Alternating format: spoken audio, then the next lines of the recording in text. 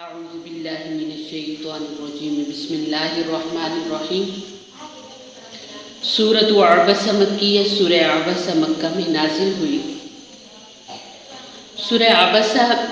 کے نزول کا جو شان نزول ہے وہ یہ ہے کہ رسول اللہ صلی اللہ علیہ وسلم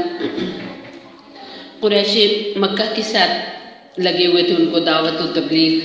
کر رہے تھے۔ تو آپ کے ایک صحابی ہیں، ان کا نام ہے حضرت ام مکتوم رضی اللہ تعالیٰ عنہ، جن کی نظر نہیں تھی، وہ آئے۔ آپ ان کو اہل مکہ کو دعوت دے رہے تھے، سرداران قریش آئے ہوئے تھے، تو یہ اپنے تھے، ظاہر ہے یہ مسلمان تھے۔ تو اب ایسا ہوا کہ جب یہ آئے اور انہوں نے آ کر آواز سے کوئی مسئلہ ظاہر ہے پوچھنا تھا، نظر بھی نہیں آتا تھا، تو انہوں نے آواز دینی شروع کی، تو نبی صلی اللہ علیہ وسلم نے کوئی نہیں توجہ دی ادھر، یہ ذہن میں رکھ کر کہ یہ تو اپنے ہیں نا، انہیں تو بعد میں مسئلہ بتا سکتا ہوں، اور اہل مکہ تو یہ سرداران تو کبھی کبھی آتے ہیں، تو میں ان کو دعوت کا پیغام دے دوں۔ تو آپ ان کو دعوت دیتے رہے اور ان کی طرف متوجہ نہیں ہوئے، تو اللہ رب العزت کو یہ بات اچھی نہیں لگی، تو آپ علیہ السلام کو ان الفاظ میں تھوڑا سا تنبیہ کی۔ عبسہ تیوری چڑھائی اس نے، وتولا اور رخ پھیرا اس نے۔ تیوری ماتھے پر بل ڈالنے کو کہتے ہیں۔ عبسہ ماتھے پر بل ڈالا اس نے، بل ڈالنا غصے میں جیسے ہوتا ہے نا، ماتھے ناگواری کا اظہار کرتے ہوئے ذرا ماتھے پہ بل ڈال لیتے ہیں، اسے اردو میں تیوری کہتے ہیں۔ تیوری چڑھائی اس نے،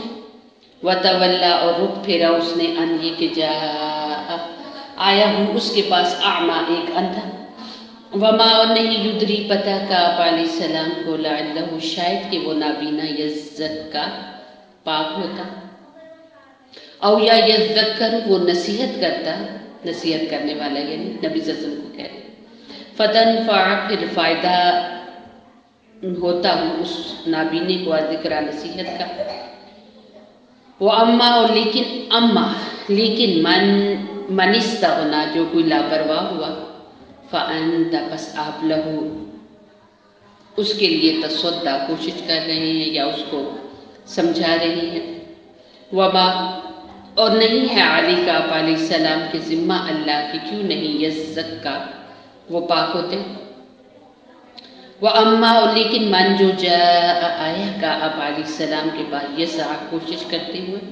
وہوا اور وہ یخشا ڈرتا ہے، سبحان اللہ، فَأَنْتَ پس آپ علیہ السلام عنہ اس سے تلہا بے رخی کرتے۔ یہ صحابی حضرت ام مکتوم جو تھے، یہ کبھی کبھی مسجد نبوی میں آذان بھی کہتے تھے، اور صحابہ کرام ان کا اس کے بعد نہ بہت زیادہ ان کی عزت کرتے تھے، اور خلیفہ دوم حضرت عمر رضی اللہ تعالیٰ عنہ انہیں اٹھ کر ملا کرتے تھے اور فرماتے تھے یہ وہ شخص ہیں جن کا تذکرہ قرآن میں آیا ہے، کلا یقیناً انہا بے شک یہ سورت تذکرۃ نصیحت ہے، فمن پھر جو کوئی شاء چاہے، ذکر یاد کرے ہو اس کو۔ یہاں علماء پھر یہ بھی فرماتے ہیں کہ اب بندے کو پتہ ہو اور کسی بات کا، اور بندہ کہ کوئی مسئلہ پوچھنے آ جائے اور بندہ اس کو اگنور کر دے، اور فارغ بھی ہے، مسئلہ بھی پتہ ہے، ویسے سستی سے، تو آپ دیکھیں رسول اللہ صلی اللہ علیہ وآلہ وسلم تو ایک کام میں مصروف تھے، اتنے لوگوں کو دعوت دے رہے تھے، اس کے باوجود آپ علیہ السلام کا جو رویہ تھا اس کو اللہ پاک نے اس کے لیے ناگواری کا اظہار کیا۔ تو یہ ہے کہ عام بندے کے لیے پھر کتنی سختی ہوگی کہ جو بلا وجہ، اب یہاں یہ بھی کہتے ہیں نا کہ ایک بندہ پڑھا لکھا ہو اور وہ اپنے اس عہدے سے روگردانی کرے، جیسے کہ ایک پڑھی لکھی بچی ہے، اسے پتہ بھی ہے، وہ شادی بیاہ کے موقع پہ جاتی ہے یا فوتگی پہ جاتی ہے، بازار میں گئی ہے، تو وہ عام لوگوں کی طرح نہیں ہے، اور پھر وہ ایسی بھی نہیں ہے کہ بس اپنے تک ہی اپنی چیز محدود رکھے، اپنا علم محدود رکھے، اسے دوسروں کو بتانا چاہیے، یہاں تک کہ اہل غیر کو بھی بتانا چاہیے، وہ لوگ جو اسلام سے دور ہیں، اسلام میں نہیں ہیں، ان کو بھی بتانا چاہیے، یہ بھی ہمارے اوپر ضروری ہے۔ رسول اللہ صلی اللہ علیہ وسلم کو سرداران کس قدر تکلیفیں پہنچاتے تھے، مکہ کے سردار لوگ، لیکن اس کے باوجود آپ ان کے بھلے میں ہر وقت لگے رہتے تھے، ان کو دین کی دعوت دیتے رہتے تھے. اور یہ اس سے یعنی ہمارے لیے یہ سبق ہے کہ ہمیں اپنی اس ذمہ داری کو، جس کے بارے میں اللہ نے قرآن پاک میں یہ کہا ہے کہ چاہیے کہ ہو تم میں ایک امت جو خیر کی طرف بلائے اور برے کاموں سے روکے. فمن بھی جو کچھ شاء چاہے ذکر یاد کرے ہوں قرآن پاک، فی صحف صحیفوں میں مکرمۃ عزت دیے گئے، مرفوعۃ بلند کیے گئے، مطہرۃ پاکیزہ کیے گئے، بے ایدی لکھنے والے، سفرۃ ہاتھ، کرام معزز، بررۃ نیکوکار. یہاں پر قرآن پاک کے مصحف یعنی جس میں لکھا ہوتا ہے اس کی بھی اللہ تعالیٰ نے اس کے بارے میں بھی ارشاد فرمایا کہ وہ اوراق، وہ صفحے بہت ہی مکرم اور معظم ہیں جن کے اندر قرآن لکھا گیا ہے، اور اس کو پاک لوگ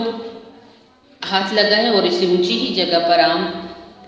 جہاں پر یعنی پیٹھ ہو وہاں نہیں رکھنا چاہیے. اللہ نے اس کو جب اونچا قرار دیا ہے تو انسانوں کو بھی چاہیے کہ اس کی تعظیم و تکریم کرے، کہ اس کی عزت کرے. اور پھر فرمایا کہ قتیلہ مارا جائے. اور ہاں آگے جو بے ایدی سفر اور دن کی راہ میں بررہ، یہاں ان ہستیوں کا تذکرہ ہے جو کہ قرآن کریم کو لکھا کرتی تھی، یعنی وہ صحابہ کرام جو کاتبین وحی تھے، جو قرآن کریم کو لکھا کرتے تھے، کہ اللہ رب العزت نے ان ہاتھوں کو بھی اور ان شخصیات کو بھی انبیاء کے بعد بڑا ہی انمول اور معتبر بنایا ہے، جن شخصیات نے اپنے وقت کو قرآن کے لیے وقف کیا اور جن ہاتھوں نے قرآن کریم کی کتابت کی، لکھا. قتیلہ مارا جائے انسان ما اکفرہ، کس قدر ناشکرہ ہے وہ انسان. من ای، کس شیء چیز سے، خلقہ پیدا کیا اللہ تعالیٰ نے وہ انسان کو، من نطفۃ ایک قطرہ ناپاک سے پیدا کیا، من نطفۃ ایک قطرہ ناپاک سے خلقہ پیدا کیا اللہ تعالیٰ نے وہ انسان کو، فقدر پھر مقدر بنایا وہ انسان کا، ثم السبیل پھر راستہ یسرہ آسان کیا انسان کا، ثم پھر اماتہ موت دی انسان کو، فاقبر پھر قبر میں گاڑ دیا وہ انسان کو، ثم پھر اذا جب شاء چاہے گا اللہ تعالیٰ انشرہ دوبارہ زندہ کرے گا وہ انسان کو. کلا یقیناً لما ابھی تک نہیں، یقضی پورا کیا انسان نے، ما جو حکم امرہ اللہ نے دیا تھا اس کو، فلینظر پس چاہیے کہ وہ دیکھے انسان الی طعامہ اپنے کھانے کی طرف، انا بے شک صوبہ بنا اوپر سے ڈالا ہم نے، ما پانی صوبن ڈالنا. یہاں پر اللہ رب العزت نے انسان کے بارے میں بہت کچھ فرمایا.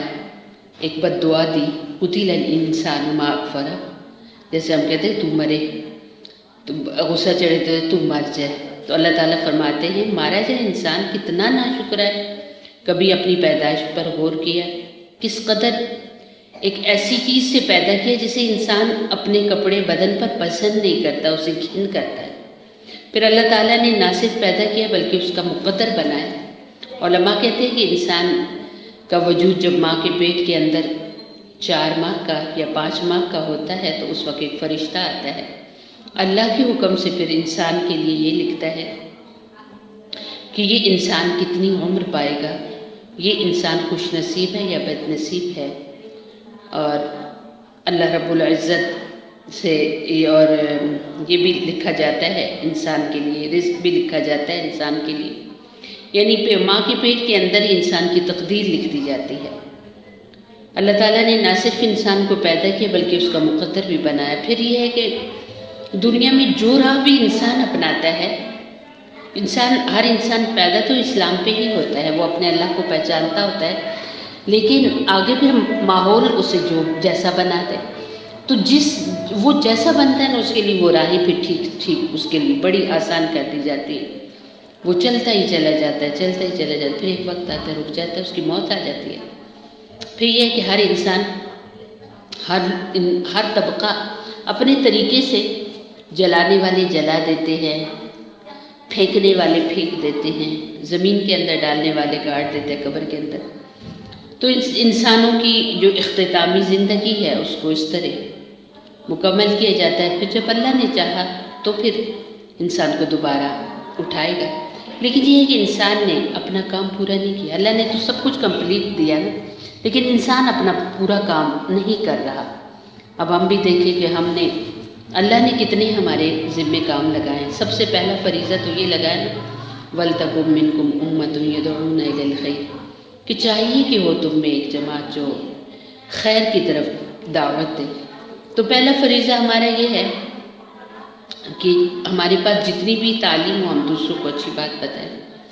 اور بری باتوں سے روکیں، خود بھی اچھے کام کریں اور بری سے روکیں۔ کیا ہم یہ کام پورا کر رہے ہیں؟ پھر اسی کی آگے شاخیں ہیں جو دنیا میں آنے کے ہمارے مقاصد ہیں، کتنا ہم ان مقصدوں پر پورا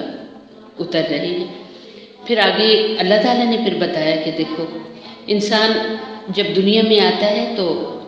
پہلے دن سے ہی اس کی خوراک کا انتظام ہو جاتا ہے، سب سے پہلے وہ ماں کا فیڈ لیتا ہے۔ تو اللہ تعالیٰ کہاں سے کس طریقے سے کتنا زبردست دودھ کا انتظام فرماتا ہے، پھر جیسے مرنے تک انسان، بڑھاپے تک انسان کھاتا چلا جاتا ہے، اور اس کے ہر جو اس کی عمر کا حصہ ہوتا ہے اور جو اس کی چاہت ہوتی ہے اس کے مطابق، اور جو بھی سیزن ہوتا ہے اس کے مطابق اللہ تعالیٰ انسان کو روزی دیتے ہیں۔